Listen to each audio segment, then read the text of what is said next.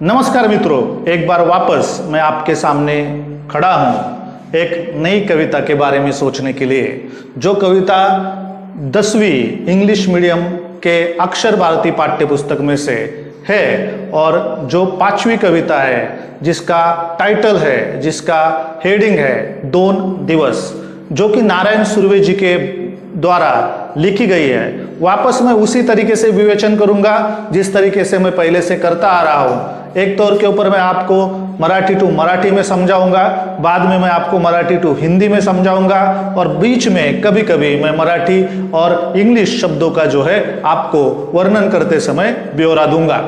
एक सबसे बड़ी महत्वपूर्ण बात कि ये कविता एक तौर के ऊपर मराठी भाषा में सबसे महान कविताओं में से है, क्योंकि शोषित लोगों का या मजदूर लोगों का या हम कहेंगे जो लोग कष्ट करते हैं उनके जीवन का ये कविता एक तौर के ऊपर आईना है। तो चलो शुरू करते हैं आज की नई कविता, जिसका नाम है दोन दिवस यानी 2 दिन। ऐसा नारायण सुर्वे जी ने क्यों कहा है कि जो मार्क्सवाद के या मार्क्सिज्म के सबसे बड़े जो है चहेते जो है कवि थे, जिन्होंने मार्क्सिज्म को जो है वो अपनी कविताओं में से एक तौर के ऊपर दिखाने की कोशिश की, समाजवाद या समाज की निर्मिति समाजशील तत्वों के अनुसार समाजवादी दृष्टिकोण से कैसे हो ये दिखाने की कोशिश उनके द्वारा अपनी कविताओं में की गई थी। तो चलो शुरू करते हैं। दोन दिवस पहले तो मैं परिचय दूंगा, बाद में हमें उसके बारे में जानकारी पूरी तरीके से लाइन वाइज लेनी है। दोन दिवस प्रथितयश कवी ऐसा गामी ब्रह्म, माझे विद्यापीठ, जाहीरनामा, सनद, नव्या माणसाचे आगमन इत्यादी कविता संग्रह प्रसिद्ध आहेत। ये दोन दिवस ये कविता जो है वो नारायण सुर्वे जी ने लिखी है और उन्होंने जो जो काव्य संग्रह लिखे उनके नाम दिए गए हैं। पहला जो नाम है वो है ऐसा गामी ब्रह्म, दूसरा काव्य संग्रह है जो बहुत ही एक तौर के ऊपर जिसको वाहवाह मिली, एक तौर के ऊपर वो पॉपुलर हुआ, वो है माझे विद्यापीठ, तीसरा जाहीरनामा, सनद, नव्या माणसाचे आगमन। इतने 5 ही लगभग उन्होंने अपने जीवन काल खंड में काव्य संग्रह लिखे और उतने 5 काव्य संग्रहों में उनका नाम जो है पूरी भारत भर में एक तौर के ऊपर एक महान शोषित कवि के तौर के ऊपर, मजदूरों के कवि के तौर के ऊपर, मार्क्सवाद को, मार्क्स की विचारसरणी को लोगों तक पहुंचाने वाले कवि के तौर के ऊपर हो गया था। स्वतःच्या प्रकृतीशी जुळणारी, निवेदनात्मक संवादाचा वापर प्रभावीपणे करणारी, बोली भाषेशी जवळीक असणारी, गद्याच्या अंगाने जाणारी विशिष्ट शैली सुर्वे यांनी निर्माण केली। स्वतःच्या प्रकृतीशी जुळणारे, ऐसा क्यों कहा है कि स्वतःच्या प्रकृतीशी जुळणारे यानी उनकी काव्यों का, उनके कविता संग्रहों का, उनके लिखान का, उनके लिखने के अंदाज का क्या महत्व था या उसमें महत्वपूर्ण कौन सी बातें थी वो बताने की कोशिश की गई है कि स्वतःच्या प्रकृतीशी जुळणारे। स्वतःच्या प्रकृतीशी जुळणारी म्हणजे काय, यानी उसका मतलब क्या कि जो अपनी असली में असल तौर के ऊपर हम जिस हालात में, जिस जीवन में, जिस समाजशील माहौल में जी रहे हैं, समाज के माहौल में हम जिंदगी व्यतीत कर रहे हैं, हमें कौन कौन से अनुभव आए हैं, वही अपने प्रकृति के अनुसार अपनी विचारधारा को न छोड़ते हुए, अपने वृत्ति को न छोड़ते हुए जो सहा है, जो अनुभव किया है, उसको अपनी ही भाषा में, सुलभ भाषा में लोगों तक पहुंचाने की उनकी वृत्ति थी, उनका विचार था। निवेदनात्मक, एक तौर के ऊपर वो आपके सामने निवेदन रखते हैं कविताओं में से, एक तौर के ऊपर आपके सामने जो है प्रपोजल रखते हैं, वो बताने की कोशिश करते हैं कि मेरा ये कहना है, मेरा ये मानना है, देखो आपको मेरी कविता पढ़ने के बाद कैसा लगता है, मेरी बातें सही लगती है कि नहीं लगती है। ऐसा जो एक उनका तरीका था लिखने का, उसे निवेदनात्मक शैली कहा जाता है। संवादाचा वापर प्रभावीपणे करणारे, एक तौर के ऊपर वो अपने वाचकों के साथ, अपने सुनने वालों के साथ, अपने जो है कविता पढ़ने वालों के साथ एक तौर के ऊपर एक कम्युनिकेशन, एक संवाद, एक तौर के ऊपर कम्युनिकेट करने की कोशिश वो करते हैं, एक तौर के ऊपर वो एक दूसरे के साथ बातचीत कर रहे हैं। ऐसा माहौल जो है वो निर्माण करने का काम उनके द्वारा अपनी कविताओं में किया जाता है।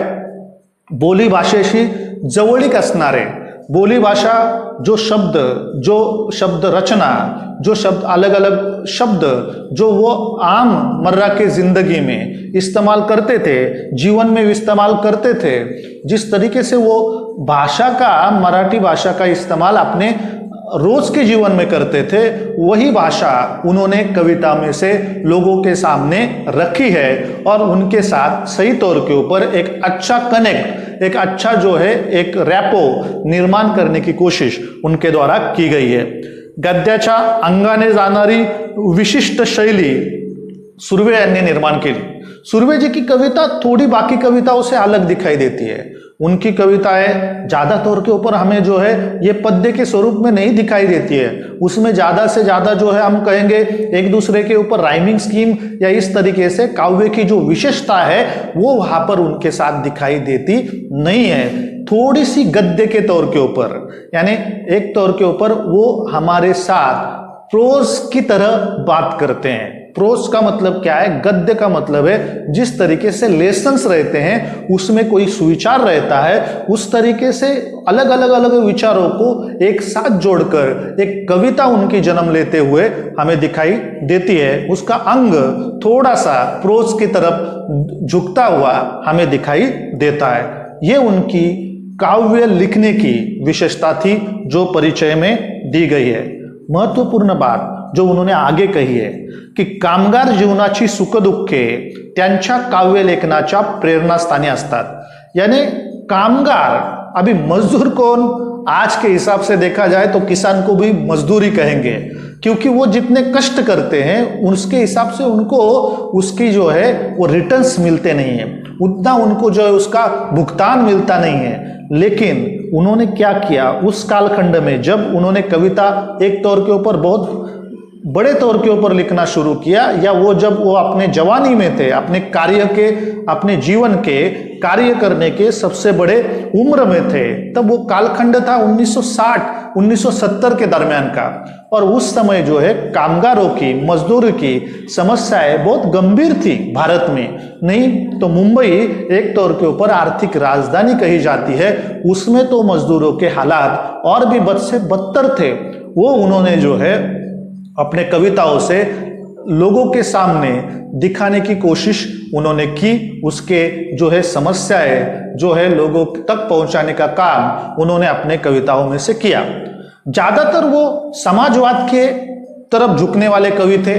उनके ऊपर कार्ल मार्क्स का बहुत बड़ा असर था। उनको लगता था कि एक तौर के ऊपर मजदूरों को सही तौर के ऊपर उनकी जीवन जीने की जो है वो क्षमता के अनुसार उनको जीवन जीने के लिए जो उनकी जरूरतें हैं उसको पूरा किया जाए।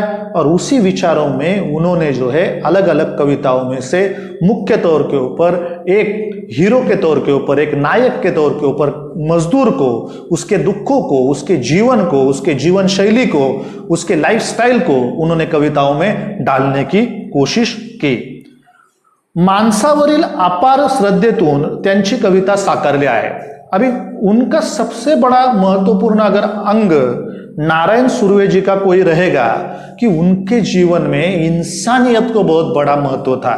इंसान, मनुष्य, मानव, उसके ऊपर उनकी बहुत बड़ी अपार श्रद्धा थी, फेथ थी। उनको लगता था कि अगर हम जीवन में इस समाज में जी रहे हैं तो एक अच्छे इंसानों को हमें निर्माण करना चाहिए। अच्छे इंसानों को जो है हमें जीवन में, उसके जीवन में, या एक तौर के ऊपर कहेंगे कि अच्छे व्यक्ति अगर निर्माण होंगे तो राष्ट्र का अच्छी तरीके से निर्माण हो सकता है, समाज का अच्छी तरीके से निर्माण हो सकता है। इसके ऊपर उन्होंने जो है ज्यादा से ज्यादा महत्व दिया हुआ अपने कविताओं में से दिखाई देता है। उनको पद्मश्री किताब जो है वो भारत सरकार के द्वारा दिया गया था। लेकिन एक तौर के ऊपर देखा जाए तो दलित आंदोलन के, दलित जो मूवमेंट्स थे उसमें जो है सबसे महत्वपूर्ण काम करने वाले अगर कोई कवि होंगे तो वो नारायण सुर्वे थे।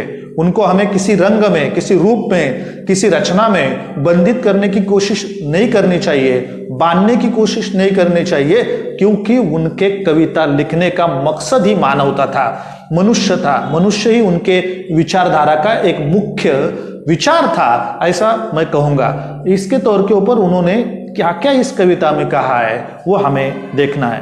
अभी कविता में क्या दिया गया है वो सारांश में जो है वो यहाँ पे दिया गया है इंट्रोडक्शन में, वो हम देखते हैं।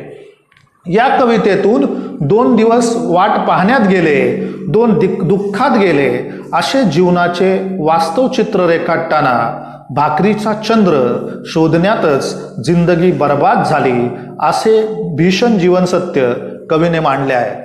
यानी एक तौर के ऊपर एक कॉन्ट्रास्ट, एक तौर के ऊपर एक विरोधाभास किसी सामान्य व्यक्ति के जीवन का। एक सामान्य व्यक्ति, वो फिर मजदूर हो, फिर वो शोषित हो, फिर वो किसान हो, उसके जीवन में कुछ दिनों के लिए वो सपने देखता है, कुछ दिनों के लिए वो ऐसा चाहता है कि मैं भी जो है अच्छी खासी जिंदगी जी सकूं, लेकिन अंत में उन्होंने एक वाक्य जो यहाँ पे दिया है कि भाकरीचा चंद्र शोधण्यातच जिंदगी बर्बाद झाली, यानी भाकरी यानी रोटी में ही उनको चांद दिखाई दिया और वो ढूंढते ढूंढते उनकी जिंदगी पूरी तरीके से उसके लिए ही खत्म हो गई।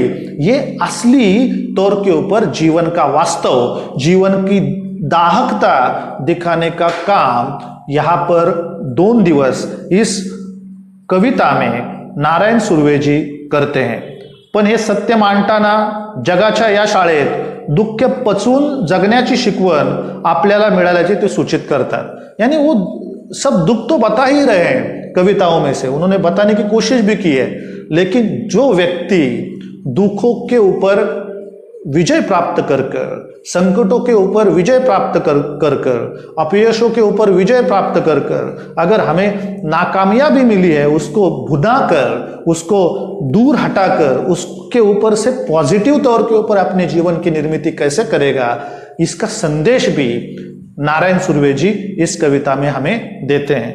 कविता मैं अभी लाइन वाइज देखने की कोशिश करूंगा, पंक्ति के अनुसार देखने की कोशिश करूंगा, और क्या पोएटिक डिवाइसेस यहाँ पे नारायण सुर्वे जी ने इस कविता में इस्तेमाल किए हैं वो भी मैं आपको समझाने की कोशिश करूंगा।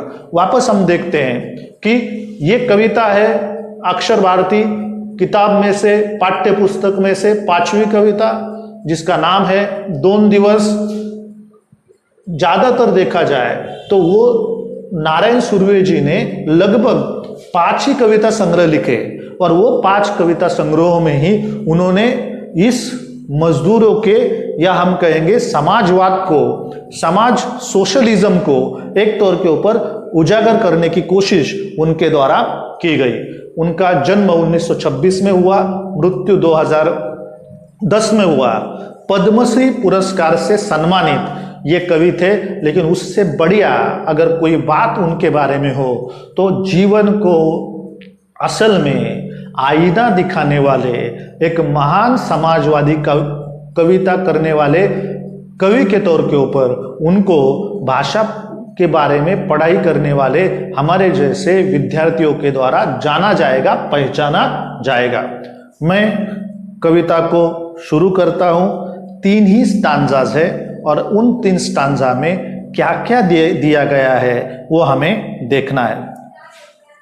2 दिवस वाट पाहण्यात गेले, 2 दुःखात गेले, हिशोब करतो आहे किती राहिलेत डोईवर उन्हाळे, शेकडो वेळा चंद्र आला, तारे फुलले, रात्र धुंद झाली, भाकरीचा चंद्र शोधण्यातच जिंदगी बर्बाद झाली। वो क्या कहते हैं कि 2 दिवस वाट पाहण्यात गेले, वो अपने जीवन को, अपने जिंदगी का हिसाब एक तौर के ऊपर दिखाने की कोशिश करते हैं। इनडायरेक्टली वो एक विश्व के तौर के ऊपर हमें वर्ल्ड रिफ्लेक्स दिखाने की कोशिश करते हैं कि पूरी दुनिया में एक तौर के ऊपर मजदूरों का जीवन किस तरीके से वो जीते हैं, उनके जीवन का क्या अर्थ होता है, उनके जीवन का क्या हिसाब होता है, वो इस पहले ही स्टांजा में दिखाने की कोशिश करते हैं कि जो शोषित है, जो मजदूर है, हर रोज जो कष्ट करने वाले इंसान है, उसमें फिर किसान आएंगे, अलग अलग जो है काम करने वाले लोग आएंगे, उनके जीवन का असली स्वरूप क्या है वो दिखाने की कोशिश उनके द्वारा पहले ही स्टांजा में की गई है। पहली लाइन ये कहती है, 2 दिवस वाट पाहण्यात गेले, मेरे जिंदगी के 2 दिन राह देखने में चले गए। 2 दुःखात गेले, ऐसा क्यों कहा है कि 2 दुख में चले गए? 2 दिवस वाट पाहण्यात गेले, यहां पे एक तौर के ऊपर इमेजिनरी तौर के ऊपर कल्पना की गई है कि मेरे 2 दिन जिंदगी के जो है वो राह देखते चले गए, राह देखने में ही चले गए कि कभी ना कभी तो हमारे दिन बदलेंगे, कभी ना कभी तो हमारा जीवन सुधरेगा, कभी ना कभी तो हमारे जीवन में से कष्ट कम हो जाएंगे, हम भी बाकी लोगों की तरह जो है अच्छी खासी जिंदगी या लाइफस्टाइल हम जी सकेंगे। ऐसे सपने बुनाते बुनाते जो जवानी है उसमें उनको लगता रहा कि चलो अभी मेरा जीवन बदलेगा, मैं भी बाकी लोगों की तरह जो है अच्छा खासा जीवन जी सकूंगा। ऐसे सपने देखने में ही लगभग जीवन के 2 दिन उनके चले गए। 2 दुःखात गेले, बाकी बचे हुए 2 दिन जो थे वो दुख में चले गए, यानी जिंदगी में से आधी जिंदगी सपने देखने में चली गई कि कहीं ना कहीं पे तो मैं भी मेरे जीवन को जो है एक नया रूप दे सकता हूं, रंग दे सकता हूं, अच्छी खासी जिंदगी जी सकता हूं। लेकिन बाकी के जीवन के दिन जो है वो पूरी तरीके से दुख में गए, क्योंकि कष्ट करने पड़े, सायास करने पड़े, जीवन में समाज के द्वारा जो है अवहेलना झेलनी पड़ी, समाज के द्वारा जो है एक अपमान, जो मान सम्मान जो है उसको उनके ठेस पहुंचती रही, उसका सबका जो जहर एक तौर के ऊपर पी के वो अपने जीवन को आगे बढ़ाते रहे। हिशोब करतो आहे कि ते राहिले डोईवर उन्हाळे। बाद में दूसरे लाइन में वो कहते हैं कि ये सब तो चला गया, कुछ जो आम जीवन में किसी भी व्यक्ति के जो दूसरी अवस्था रहती है, वो जवानी की अवस्था रहती है, जिसमें जो है यूथ के तौर के ऊपर वो अलग अलग व्यक्ति सपने देखता है, उसको पूरा करने के बारे में सोचता है, उसको लगता है कि मैं भी एक दिन जो है अच्छी खासी जिंदगी जीऊंगा। ऐसे ही इन मजदूरों के जीवन में भी लेखक कहते हैं कि एक तौर के ऊपर ऐसे दिन गए होंगे कि उन्होंने भी ऐसा अच्छे खासे जीवन का सपना देखा होगा।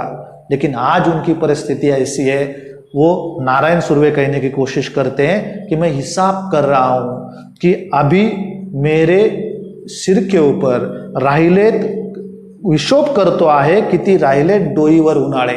डोईवर का मतलब सिर के ऊपर, डोक्यावरती, उन्हाळे, उन्हाळे का मतलब यहाँ पे वापस सिंबॉलिक है।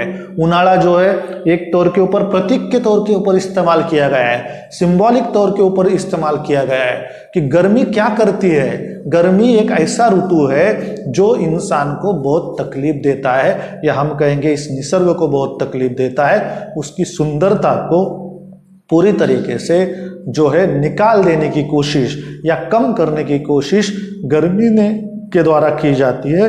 तो उन्होंने ये कहा है कि अभी तो ये सब मेरे सपने देखने में और उसको दुख झेलने में ही मेरी, हमारे जैसे मजदूरों की जिंदगी चली गई। आज बैठकर मैं ये सोच रहा हूँ कि अभी मेरे जीवन में और कितने दिन बाकी है और कितने उन्हाळे, ऐसा इसलिए कहा है कि और कितना कठिन समय झेलना बाकी है, और कितने कष्ट झेलने बाकी है, और कितनी तकलीफें झेलनी बाकी है। उनके द्वारा पहले 2 लाइन में ही एक तौर के ऊपर मजदूरों के जीवन का फलसफा दिखाने की कोशिश की गई है। बाद में वो क्या कहते हैं देखो, चौथी लाइन है, शेकडो वेळा चंद्र आला, तारे फुलले, रात्र धुंदे झाली। शेकडो वेळा चंद्र आला, अभी चंद्र, वापस चंद्र यानी चांद, वो भी सिंबॉलिक तौर के ऊपर इस्तेमाल किया गया है। तारे यानी स्टार्स, वो भी सिंबॉलिक तौर के ऊपर इस्तेमाल किया गया है। रात्र, वो भी सिंबॉलिक तौर के ऊपर इस्तेमाल की गई है। ये सभी शब्द सिंबॉलिक तौर के ऊपर इस्तेमाल किए गए। क्यों, ये मैं आपको बताता हूं कि शेकडो वेळा चंद्र आला, जैसे बाकी चांद एक रोमांटिज्म का प्रतीक है। चांद सिंबॉलिक है कि अच्छे अच्छी बातों के लिए, अच्छे अच्छे विचारों के लिए, अच्छे अच्छे कल्पनाओं के लिए चांद की प्रतिमा का या सिंबल का इस्तेमाल किया गया है। जब इंसान कोई रोमांटिकली जीवन जीना चाहता है या उसके जीवन में सुसह्यता आने की इच्छा उसको होती है, तब उसको चांद सितारे जो है वो सब कुछ अपने आजू बाजू में, जैसे कवि, रोमांटिक कवि जिस तरीके से कोई काव्य करते हैं उस तरीके से उन्होंने क्या कहा, सैकड़ों वेळा चंद्र आला, यानी उनके जीवन में क्या अच्छे दिन आए नहीं क्या, कि कभी ना कभी तो उनको जो है अच्छे अच्छी बातें उनके जीवन में घटी नहीं क्या, आई। उनके जीवन में ऐसे भी प्रसंग आए कि उनको लगा कि बाबा अभी मेरा जीवन जो है कष्टमयता से निकल कर कहीं ना कहीं तो सुख के कुछ दिन मेरे जीवन में आएंगे। सैकड़ों वेळा चंद्र आला, यानी इस तरीके से सपने, इस तरीके से विचार, इस तरीके से कुछ क्षण उनके जीवन में भी आए। तारे फुल्ले, वो चांद हंसा वो तारे खिले, यानी जिस तरीके से तारे, कुछ लाइंस कविता की, हिंदी कविता की है, उस तरीके से वो चांद खिला वो तारे हंसे, तारे हंसने लगते हैं। यानी तारे का मतलब यहाँ पे वापस सिंबॉलिक है कि कुछ अच्छे खासे बातें उनके जीवन में भी आई। रात्र धुंध झाली, यानी रात एक तौर के ऊपर अपने ही होश में, अपने ही आहोश में एक तौर के ऊपर वो खुशनुमा तौर के ऊपर चलती रही। ऐसा उन्होंने क्यों कहा कि सैकड़ों वेळा चंद्र आला, तारे फुल्ले, रात्र धुंध झाली। सैकड़ों बार ऐसा लगा जीवन में कि अरे आज कुछ न कुछ अच्छा होगा, कुछ न कुछ नए विचार, नई जो है वो बातें हमारे जीवन में आएगी। लगने लगा कि बाबा हमारे आगे वाला जीवन जो है एक तौर के ऊपर सुंदर रहेगा, उसमें कष्ट कम रहेंगे, उसमें तकलीफें कम रहेंगी, उसमें जो है हमें सर्वसामान्य लोगों की तरह जो है वो जीवन जीने का मौका मिलेगा। इसलिए उन्होंने उस लाइन को उस तरीके से कहा है कि सैकड़ों वेळा चंद्र आला, तारे फुल्ले, रात्र धुंध झाली। यानी बाकी लोगों के जीवन में जिस तरीके से ऐसे कुछ सपने या कल्पनाएं या प्रसंग आते हैं कि जिसमें लगने लगता है कि अभी हमारे जीवन में जो है सुख आ जाएगा, ऐसे उनके जीवन में भी आया। लेकिन अंत की लाइन क्या कहती है देखो, कि भाकरीचा चंद्र शोधण्यातच जिंदगी बर्बाद झाली। लेकिन ना तो वो तारे खिलकर आए, ना वो तारों ने जो है वो झिलमिला उठने की कोशिश की, ना वो रात धुंधली हुई एक तौर के ऊपर, और ना ही चांद जो है वो चांद उनके जीवन में कभी खिला। उनका जीवन कष्टमय ही रहा। उनके जीवन में ऐसे प्रसंग भी आए, हो सकता है कि ऐसे प्रसंग उन्होंने इसलिए कहा होगा कि कुछ न कुछ मजदूरों को, शोषितों को, कामगारों को ऐसा किसी न किसी ने तो सपने दिखाए होंगे कि अभी हम तुम्हारे लिए या उस मजदूर कम्युनिटी के लिए कुछ ना कुछ करेंगे। उनकी आर्थिक हालात, उनके जीवन का जो है शैली या उनके जीवन के हालात बदलने के लिए, उनके जिंदगी के हालात बदलने के लिए हम कुछ करेंगे। ऐसे बोलने वाले भी बहुत सारे लोग आए। लेकिन असल में क्या हुआ कि भाकरीचा चंद्र शोधण्यातच जिंदगी बर्बाद झाली। लेखक कहते हैं, कवि कहते हैं नारायण सुर्वे, ऐसा कुछ भी नहीं घटा। लगा था ऐसा घटेगा, लेकिन ऐसा कुछ भी नहीं घटा। भाकरीचा चंद्र शोधण्यात, चंद्र, चांद तो किस, एक चांद की सिंबॉलिज्म इस तरीके से है यहाँ पे कि हम किसी अपने नजदीकी करीबी व्यक्ति का चेहरा जो है वो चांद में देखा करते हैं, हम अपने प्रेमिका का चेहरा जो है चांद में देखा करते हैं। ऐसी कविताएं लिखी गई है, लेकिन उन्होंने यहाँ पे एक तौर के ऊपर भाकरीचा चंद्र कंपैरिजन की है। उन्होंने जो मेटाफर का इस्तेमाल किया गया है कि भाकरीचा चंद्र, मुझे चांद दिखा, लेकिन वो किस में दिखा, तो रोटी में देखा, और उसे ढूंढते ढूंढते ही मेरी पूरी जिंदगी बर्बाद हो गई। उस जिंदगी का जो है पूरा हाल हो गया, जिंदगी पूरी तरीके से बेहाल हुई। ना तो हमारे जीवन में अच्छे दिन आए, ना ही हमारे जीवन में जो है कुछ नए सपने खिले। जिंदगी में सिर्फ 2 वक्त की रोटी कमाने के लिए हमारी पूरी जिंदगी बर्बाद हो गई। यहाँ पे उन्होंने तारे, चांद, रात, उन सिंबॉलिज्म का, इस सिंबलों का यानी प्रतीकों का बहुत ही अच्छी तरीके से इस्तेमाल किया हुआ है। और रात्र धुंध झाली, उसमें उन्होंने इमेज का इस्तेमाल किया गया है कि रात धुंध झाली का मतलब है कि रात पूरी तरीके से मदहोश हो जाना। एक कल्पना है कि जीवन में अच्छे दिन आना, रोमांटिक तौर के ऊपर जिंदगी में दिन आना, एक तौर के ऊपर जीवन में सुख भरी जो है वो हम कहेंगे प्रवाह बहते रहना, लेकिन ऐसा कभी भी उनके जीवन में नहीं रहा। दूसरी स्टांजा में वो क्या बताने की कोशिश करते हैं यह हमें देखना है। हे हात माझे सर्वस्व, दारिद्र्याकडे गहाणच राहिले, कधी माना उंचावलेले, कधी कलम झालेले पाहिले, हर घडी अश्रू वाळवले नाहीत, पण असेही क्षण आले तेव्हा अश्रूच मित्र होऊन साह्यास धावून आले। हे हात माझे सर्वस्व, वो एक मजदूर के तौर के ऊपर बताते हैं, एक कामगार के तौर के ऊपर बताते हैं, एक श्रमिक के तौर के ऊपर बताते हैं कि ये हाथ जो है वो में हमारे सब कुछ होते हैं। हाथ ही हमारे भगवान होते हैं, हाथ ही हमारे दैवत होते हैं, हाथ ही हमारे गॉड होते हैं, कि वो सर्वस्व है हमारे लिए। सब कुछ अगर क्या होंगे तो दो हाथ होते हैं, क्योंकि वो कष्ट के प्रतीक है, वो कष्ट के लिए हम हमेशा इस्तेमाल करती है। लेकिन उन्होंने दूसरे पहले लाइन में दूसरे पार्ट में कहा है कि दारिद्र्याकडे गहाणच राहिले, यानी हाथ जो है वो कभी भी हमारे जीवन में उसका कुछ का इस्तेमाल हम नहीं कर पाए। वो हम उससे सिर्फ कष्ट करते रहे, काम करते रहे, मजदूरी करते रहे, लेकिन जिंदगी भर हमारे ये हाथ जो है दरिद्रता के पास, पॉवर्टी के पास जो है गिरवी रहे। यानी कितने भी कष्ट करने के बावजूद हम अपनी दरिद्रता में से बाहर नहीं निकल सके। हमने भी कष्ट किए, हमने भी अपने हाथों को जो है भरपूर इस्तेमाल किया, लेकिन दरिद्रता के एक जंजाल में से हम कभी भी बाहर नहीं निकल पाए। कधी माना उंचावलेले, कधी कलम झालेले पाहिले, कधी माना उंचावलेले। ऐसा भी हुआ कि कभी कभी उन्होंने अपने ऊपर होने वाले अत्याचारों को हटाने के लिए हाथों को ऊपर उठाकर जो है उसका जो अत्याचार है उसका विरोध करने की भी कोशिश की।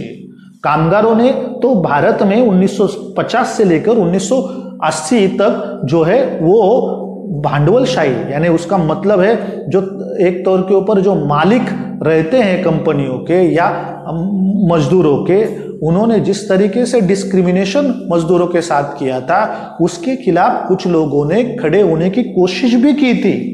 कभी कलम झालेले पाहिले, कलम का मतलब काट देना, कलम का मतलब जो है पूरी तरीके से उसको तोड़ देना।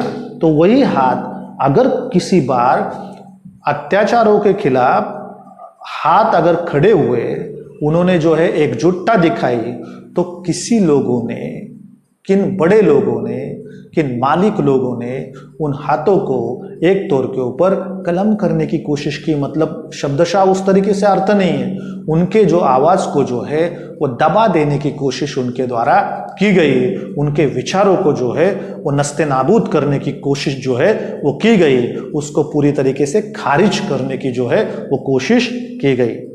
हर घड़ी अश्रू वाळवले नहीं, बहुत दुख हुआ, बहुत ऐसे प्रसंग आए कि जिसमें बहुत कष्ट करने पड़े, बावजूद भी उस कष्ट की कीमत नहीं मिली, अत्याचार होता रहा, लोगों से जो है बहुत सारे तौर के ऊपर बहुत सारी चीजें को सहना पड़ा। उन्होंने तीसरी लाइन में दूसरे स्टांजा के बहुत बड़ी बात कही है कि हर घड़ी आंसू वाळवले नहीं, यानी आंसू रोते रोते जो है सूख गए, उसको सुखाकर हमने उसको एक ताकत बना लिया कि रोके कुछ फायदा नहीं है। उन आंसुओं को ताकत बनाकर उस परिस्थिति से सभी श्रमिक वर्ग लड़ता रहा, पण असे ही क्षण आले। लेकिन ऐसे भी एक बार मौके जीवन में आए, क्षण, मोमेंट्स जीवन में आए, वो क्या कहते हैं कि ये सब कुछ होता रहा, हमने संघर्ष भी किया, हमने विरोध करने की भी कोशिश की अत्याचार के खिलाफ, हमने हमारे विरोध को जो है पूरी तरीके से खारिज भी किया गया, बावजूद हम लड़ते रहे, आजू बाजू वाले जो है समाज में हमारे ऊपर होने वाले अत्याचारों से मन जो है दुखी हुआ, रोने की इच्छा हुई, हम रोते भी रहे, लेकिन वो रोने के जो आंसू जो है उन आंसुओं को हम घूट पीकर, उन आंसुओं का घूट पीकर उसको ताकत बनाने की कोशिश हमने की। लेकिन ऐसे भी क्षण आया तेव्हा आश्रूच मित्र होऊन सायास जाऊन आले। लेकिन कभी कभी ऐसे भी मौके आए कि जब ये अत्याचार सह कर या इन विपरीत परिस्थितियों को जो है झेल कर ऐसी भावना मन में निर्माण होने लगे कि अब मेरा कुछ नहीं हो सकता है, अब हम इस परिस्थितियों के ऊपर विजय नहीं प्राप्त कर सकते हैं, तब वो कहते हैं कि ये आंसू वापस जिस तरीके से हमने उनको दबाना सिखाया उस तरीके से कभी कभी हमने उनको एक राह दिखाने की कोशिश की, उनको बहने दिया। उनको बहने देने के कारण हमारे जीवन में जो दुख था मन में छिपा हुआ, दिल में छुपा हुआ, उधर रास्ता देने का काम, उसको रास्ता देने का काम, और एक दोस्त के तौर के ऊपर जिसके कंधे के ऊपर हम जो है अपना सिर रखकर रो सकते हैं, अपना दुखी जो भाव जो है उनके सामने व्यक्त कर सकते हैं, तो वो आंसू ही हमारे दोस्त बने, हमारे सखा बने, हमारे मित्र बने, और उन्होंने ही बहने के बाद भी हमें संभाला, यानी रोने के बाद भी वही हमारे लिए एक प्रेरणा का स्रोत बने। और कभी कभी हम आंसू आए, अपमान हुआ, बहुत तकलीफें झेलने लगी, तो उसको दबाकर हमने अपनी ताकत बनाने की कोशिश भी हमारे जीवन में बहुत सारी की। दुनियेचा विचार हर घडी केला, तीसरा स्टांजा जो है उसकी पहली लाइन है की दुनियेचा विचार हर घडी केला, आगा जगमय झालो, दुःख पेलावे कसे, पुन्हा जगावे कसे, या शाळेत शिकलो, झोटबट्टीत शेकावे पोलाद, तसे आयुष्य छान शेकले, 2 दिवस वाट पाहण्यात गेले, 2 दुःखात गेले। दुनियेचा हर घड़ी विचार केला, यानी उन्होंने तीसरे स्टांजा में पहले लाइन में कहा है कि दुनियेचा विचार हर घड़ी केला, यानी जिंदगी भर सिर्फ लोगों का ही विचार करते रहे, दुनिया का ही विचार करते रहे कि हम कष्ट करेंगे तो दुनिया का भला होगा, हम श्रम करेंगे तो दुनिया का भला होगा, या कामगार मजदूर तौर के ऊपर उनको दूसरा कोई ऑप्शन भी नहीं है, उनके पास दूसरा कोई विकल्प भी नहीं है। अगर अपना घर चलाना है, अगर अपना पेट पालना है, तो उनको कष्ट करना जरूरी ही है। दुनियाचा विचार हर घड़ी केला, दुनियाचा विचार हर घड़ी केला का मतलब क्या है? ये जो जीवन है, इस जीवन में हमारे श्रमिक वर्गों के, व्यक्ति के या मजदूरों के जो जीवन रहता है, उसमें वो लोग हमेशा सिर्फ विश्व का ही विचार करते हैं, वो दुनिया का ही विचार करते हैं। हर घड़ी समय के हर एक सेकंड में हमने सिर्फ दूसरों का इस्तेमाल किया। एक तौर के ऊपर उन्होंने अपने भी जीवन के बारे में कहा है कि वो कामगार के तौर के ऊपर गिरगांव में रहा करते थे, वहाँ पर ऐसी ही श्रमिक बस्तियाँ थी जिसके लिए वो अपने जीवन में हर बार लड़ते रहे। तो उन्होंने अपने खुद के बारे में भी कहा है कि मैंने मेरे जीवन की हर एक घड़ी जो है सिर्फ दुनिया का विचार करते हुए गवा डाली। आगा जगमय जालो, उन्होंने इतना भी कहा आगे कि आगा का मतलब संपूर्ण, मैंने मेरा जीवन जो है वो एक तौर के ऊपर किसको अर्पित कर दिया? तो हमने पूरा जीवन जो है वो लोगों के लिए अर्पित कर दिया, समाज के लिए अर्पित कर दिया, इस दुनिया के लिए अर्पित कर दिया। दुःख पेलावे कसे, पुन्हा जगावे कसे, या शाळेत शिकलो। दुःख पेलावे कसे, यानी दुख को किस तरीके से झेला जाए, दुख की तकलीफों को किस तरीके से अपने मन में जो है उसका तकलीफ न करके उसको झेल कर, उसको आदी होकर उसके ऊपर विजय प्राप्त कर कर पुन्हा जगावे कसे, वापस जिंदगी में किस तरीके से जिया जा सकता है, जीवन को किस तरीके से अच्छी तरीके से पॉजिटिवली वापस हम जी सकते हैं, ये देखने का काम उन्होंने कहा है कि ये सब कुछ मी या शाळेत शिकलो, यानी मैंने इस संसार रूपी जो स्कूल है, ये जीवन रूपी जो पाठशाला है, ये समाज रूपी जो पाठशाला है, उसमें ही मैंने ये सीखा कि दुख कैसे झेला जाता है, दुख के ऊपर जो है मात कर कर उसके ऊपर जो है हावी होकर किस तरीके से वापस जो है जीवन हम जी सकते हैं और जिंदगी को और सुनहरा कैसे बना सकते हैं, ये मैंने इसी जीवन में, इसी समाज में, समाज रूपी स्कूल में मैंने सीखा। जोत बट्टीत शेकावे पोलाद तसे आयुष्य शान सेकले। खुद के जीवन के बारे में वो बहुत बड़े पैमाने के ऊपर एक इमेज इस्तेमाल करते हैं, कल्पना करते हैं। जोत बट्टी, फर्नेस, एक जिसमें हम पोलाद को यानी धातु को, स्टील को जो है पिघलाने के लिए हजारों डिग्री सेल्सियस में उसको उबालने की कोशिश करते हैं, उसको ढालने की कोशिश करते हैं। उन्होंने यही जोत बट्टी शेकावे पोलाद तसे आयुष्य शेकले, यानी जीवन का अनुभव उनको किस तरीके से रहा कि जीवन का अनुभव उनको फर्नेस की तरह रहा, जीवन का अनुभव उनको भट्टी की तरह रहा, उनको जीवन का अनुभव जो है वो धातु को पिघलाने वाली जो भट्टियां रहती है उस तरीके से उन्होंने जीवन को कंपैरिजन किया है कि जीवन हमारे लिए कभी भी सुनहरा सपना नहीं रहा, कभी भी हमें वो चांद तारों के तरह रोमांटिक नहीं रहा, वो हमें हमेशा कष्ट देने वाला रहा, हमें जो है वो हमेशा वो जो है तकलीफों से घिरा रहा, हमेशा हमारी परीक्षा लेते रहा। और जिस तरीके से पोलाद उस फर्नेस में पिघलाते समय जितनी तकलीफें उसको होती है, उस तरीके से ही हमारी जिंदगी, नारायण सुर्वे जी कहते हैं कि अच्छी खासी तौर के ऊपर शेकली, शेकली का मतलब है तो जलती रही, उसके जो तकलीफें हैं उस तकलीफों को हम झेलते रहे। लेकिन एक इम्पॉर्टेंट बात उन्होंने यहाँ पे कही है कि एक ऐसा कहा जाता है जब तक आप पोलाद को, लोहे को गर्म नहीं करते हैं तब तक उसको जो चाहिए उस तरीके से आकार नहीं दे सकते हो। उसी तरीके से नारायण सुर्वे जी कहते हैं कि इस तरीके से हम जले, उस तरीके से हम जो है वो फर्नेस में उबलते रहे जीवन रूपी, उसके कारण ही जीवन को थोड़ा बहुत जो है आकार देने में हम कामयाब रहे। और अंत की लाइन सबसे महत्वपूर्ण है, 2 दिवस वाट पाहण्यात गेले, 2 दुःखात गेले, यानी ऐसी तरीके से जिंदगी चलती रही, इसी तरीके से जिंदगी बेहाल होती रही। 2 दिन ऐसे लगने लगे, आशा आकांक्षाओं का खेल चलता रहा, आशा आकांक्षाएं हमारे ऊपर हावी होने की कोशिश करने लगी, हमारे ऊपर सपने, हमारे जो है विचार, वो हमें ये दिखाना चाहते थे कि कहीं ना कहीं तो अपने भी अच्छे दिन आएंगे। ऐसा होता रहा, लेकिन दूसरे बाकी के जो 2 दिन हैं वो हमेशा दुख झेलते ही चले गए, दुख में रहते ही चले गए, दुख में जो है वो तकलीफें सहते ही चले गए। ना तो कभी जो उनकी आशाएं थी, जो उनकी आकांक्षाएं थी, जो उनको लग रहा था कि मेरे जीवन में भी सुख आए, ऐसा नहीं हुआ।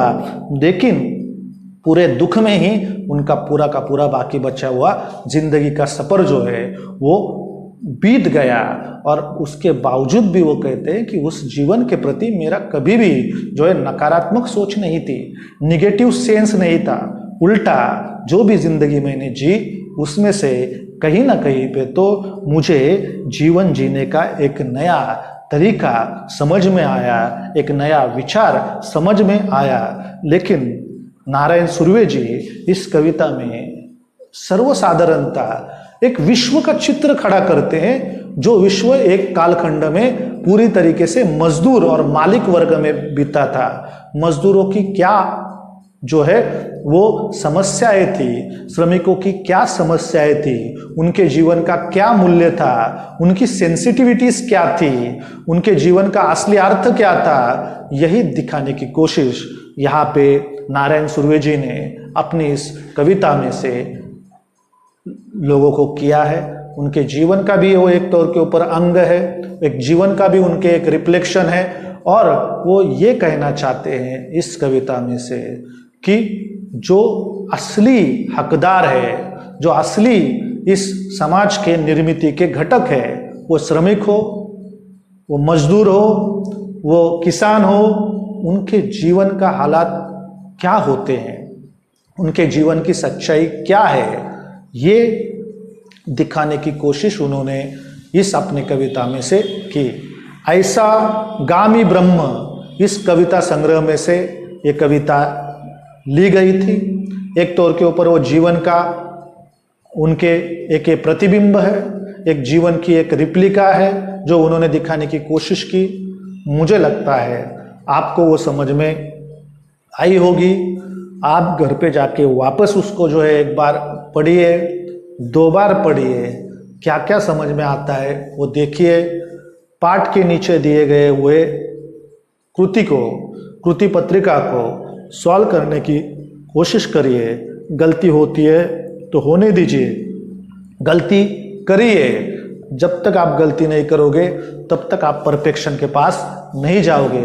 आई होप आपको कविता समझ में आई होगी। यहाँ पर ही रुकते हैं, अगली बार मिलेंगे नए मराठी या अंग्रेजी के लेसन या पोएम के साथ। मुझे फॉलो करिए भाषा डायनेमिक्स चैनल के ऊपर ऑन यूट्यूब। और आपको कोई दिक्कत होगी तो उस कमेंट बॉक्स में ज़रूरी अपने सवालों को डालिए, अपने ओपिनियंस को डालिए, आपके मतों को डालिए कि आपका क्या कहना है। तब तक रुकते हैं। Thank you very much.